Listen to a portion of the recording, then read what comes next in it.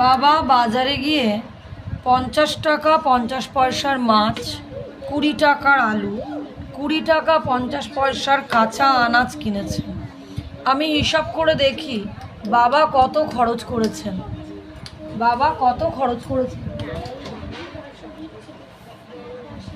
তাহলে মাছ কিনেছে কত টাকার?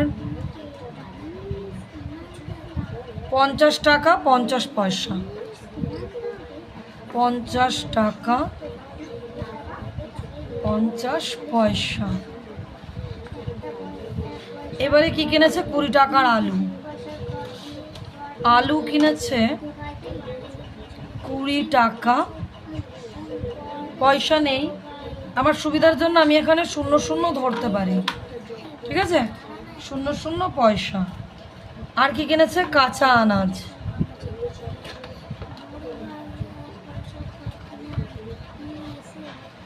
কাঁচা আনাজ কিনেছে আবার 20 টাকা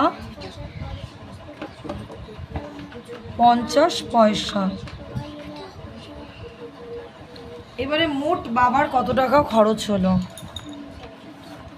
এখানে লিখি মোট। তাহলে 000 বসে গেল 0, 5 আর 5 এ 10, 10-এর 0, হাতে রইল 1, একটা এখানে দিয়ে দেবে, ঠিক আছে? তাহলে একটা এখানে দিলাম, এখানে সব 0, আমি এই একটাকে এখানে বসিয়ে দিলাম, হাতের একটাকে। 5 আর 2 এর 7, আর 2 এ কত হলো? 9। তাহলে 91 টাকা 00 পয়সা।